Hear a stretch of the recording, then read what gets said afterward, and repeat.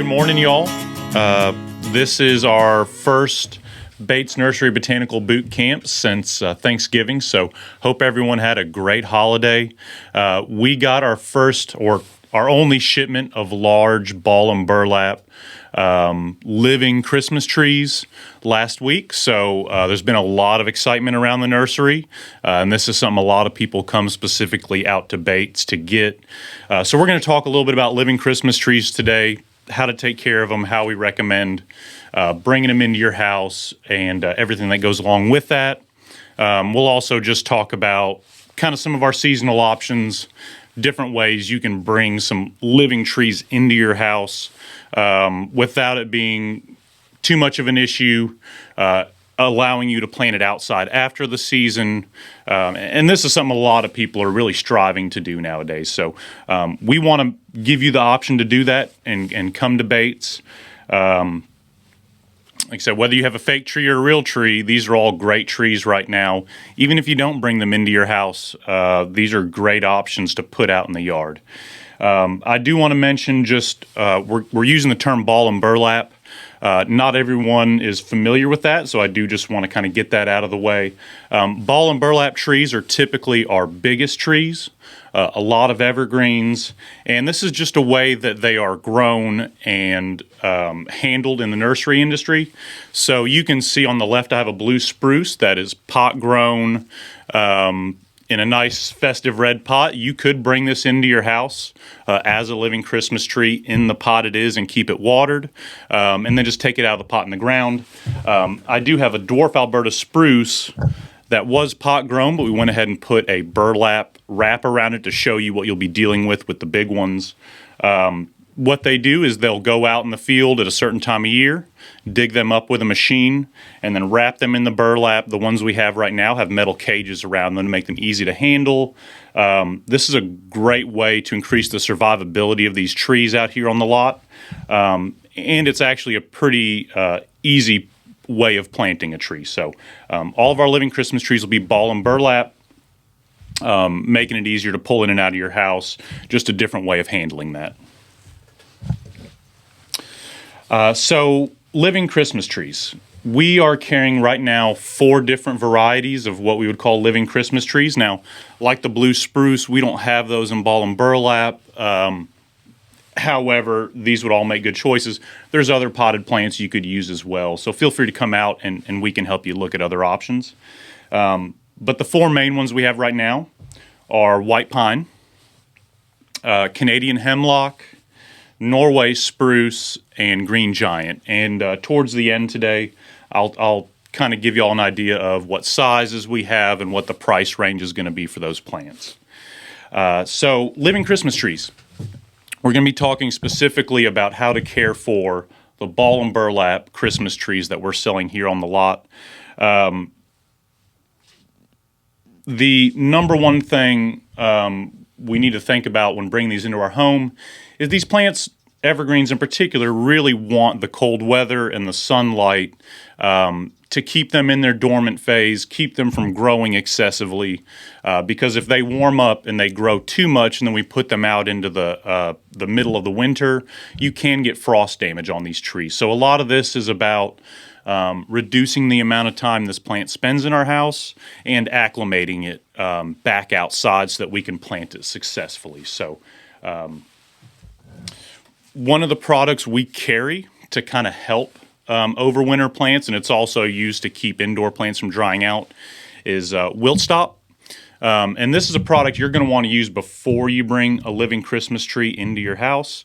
It can create a residue because it is, I wrote this down, it's a extract called pinene, which is basically pine tar or pine pitch. And what you're going to do with this is before you bring the tree inside, you're just going to do a light coating of this Wilt Stop or wilt proof spray. And you're going to do this on a sunny day, hopefully above freezing, and you're going to coat the tree lightly, let it dry before you bring it indoors. And what this product is doing is allowing an organic natural compound to seal the needles of the tree to keep it from drying out or desiccating, as we call it. This will help reduce the amount of needles. It'll increase the longevity of that tree indoors. a great option to kind of help your success. So with the wilt proof, if you have a living Christmas tree, before you bring it in, spray the wilt proof, and then think about where we're going to locate this plant. So as I said, these evergreens really prefer to stay on the cool side. So if you have a room that has a heat vent, just try to locate this away from the heat vent, away from a fireplace. Sunny windows are great, but we just don't want this plant to get overly hot. And then transportation. So these trees can be pretty hefty, quite big. The balls on those will probably be 10 times the size of this one I have here on the table. So handling them can be a little bit of a job. It'll probably take 2 or 3 people to get it in and out of the house. And so I'm going to recommend using some sort of a tub, a galvanized tub. We sell these really nice rubber tubs called tub trugs. I always get it backwards. Tub trugs, or Gorilla tubs. These things are really tough. You could definitely slide the tree on the floor in the house without damaging it. In this will catch all the water, keep you from getting any of that on their floor. So something really sturdy, heavy duty to put that indoor ball and burlap tree indoors is going to be key for you. You could leave it in this tub outside before you bring it inside. I don't see any reason why you couldn't keep it in this tub before bringing it indoors. So the instructions for bringing the tree indoor, and I'm just going to go ahead and do a little visual tutorial for y'all. With this little tree, now this tub would probably fit our ball and burlap out in the lot, so things are just a little scaled up here. Put my gloves on. So whenever you bring that tree indoors, make sure you get your tub inside, and then take your ball and burlap tree, place it in the tub, and these burlap trees can be a little bit wobbly, a little more so than this one. So usually bricks or rocks. Got a couple of Bricko blocks here, and you're just going to want to stabilize that ball wherever it's sitting in your house. So put some of these bricks under there. Stabilize that burlap tree so that it's not going to rock, in case the cat decides to chase ornaments on the tree, it's not going to pull it over. Get that stabilized in there real nice.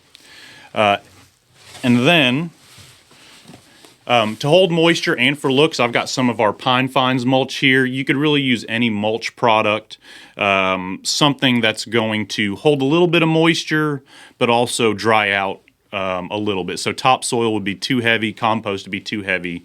Some sort of a mulch product. You're going to put that into the tub with the tree.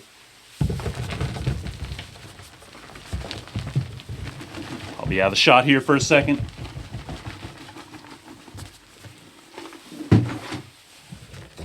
Okay, and I probably don't have quite enough mulch here, but you're going to take this mulch up to the tree just for visual and to hold water.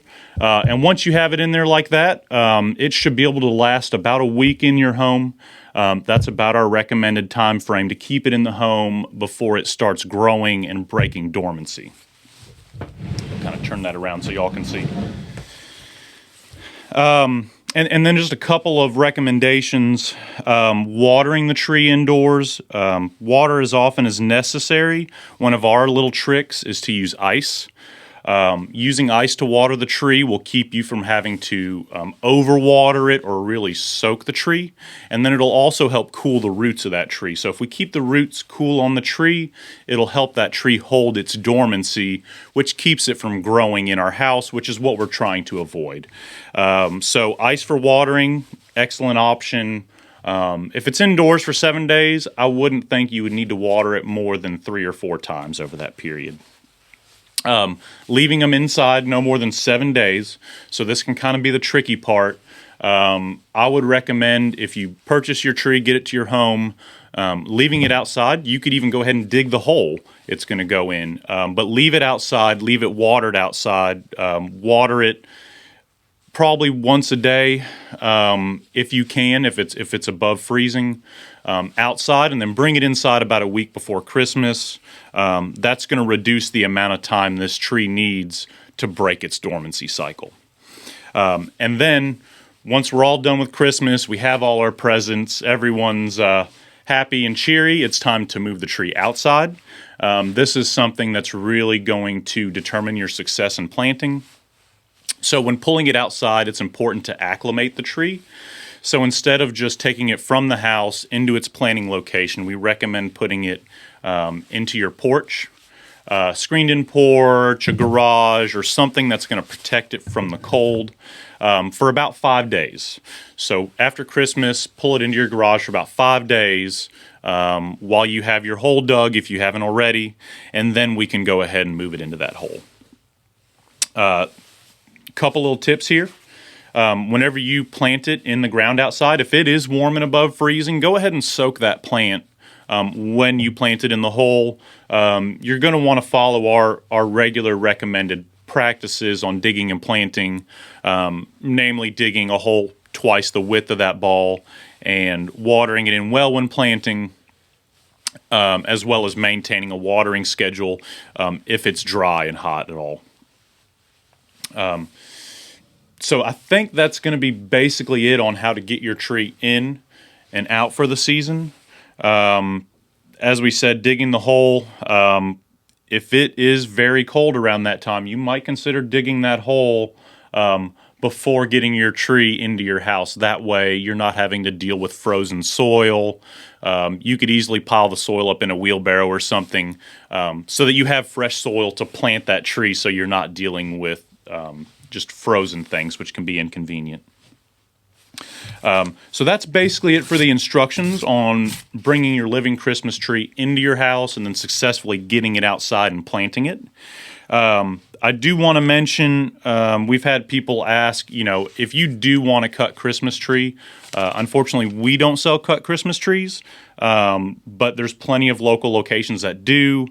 If you're worried about what to do with your old Christmas tree harming the environment, I was informed that the Tennessee, actually Nashville Metro Parks, many of them have pickup locations for old Christmas trees, and they have a program called Rails to Trails where they will turn those into mulch. So if you do have living Christmas trees, we definitely recommend reusing those plants, allowing them to live on a further life and turn into mulch instead of having to be burned or composted.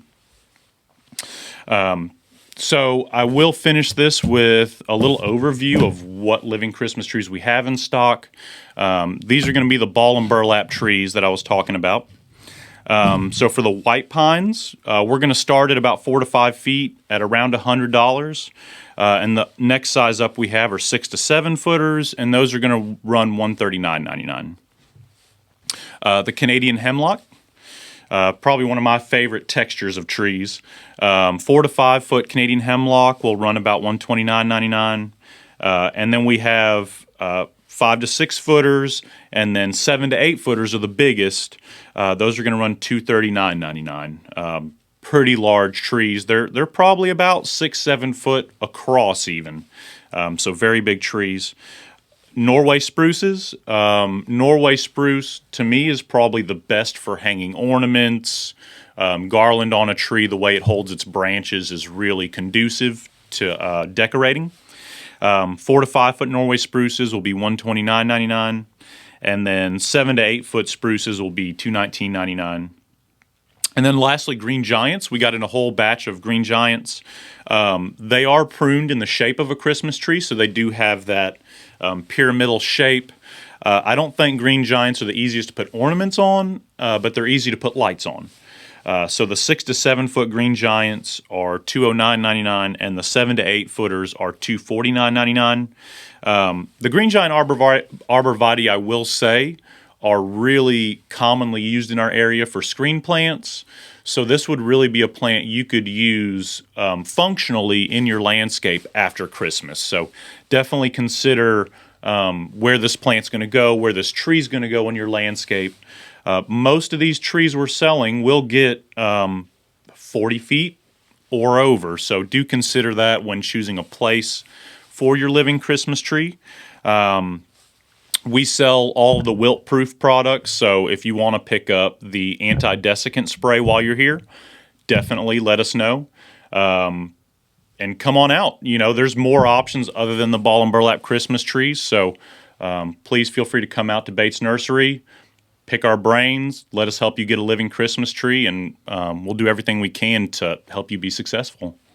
And possibly we might have some questions as I'm finishing up here. So yeah, just go ahead. If you have any questions, go ahead and enter them into the chat. Then I'll shout them to Ben. And if not, thank you for coming out today. We really appreciate having you. Yeah, we're getting really, really into the festive season after a heavy snow. What was that, on Monday? It was just a flurry here on the lot, so it was really cool. Yeah, and the frost in the morning's really great. If you come out in the morning, just seeing all the frost on the plants, it's really inspiring. Mm-hmm.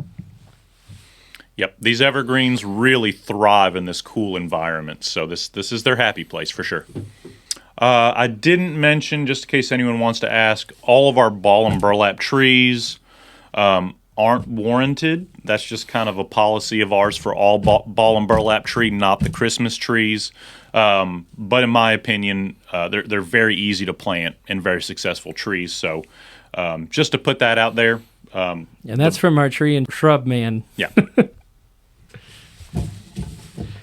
Okay, well, it looks like there's no questions, so thank you all for coming. We really appreciate you. We have a new Botanical Boot Camp newsletter that if you're not signed up for, you can easily do that by going to register now on our website. And you scroll down, hit the orange button, register now for the boot camp, and then on that page there's a sign up right underneath the calendar where you can put in your email. And then we'll send these to you, and we'll also send from the archives, and we'll show you the upcoming ones for the month. So we appreciate your support, and we'll see you at the next one. Thank y'all. I got my email already.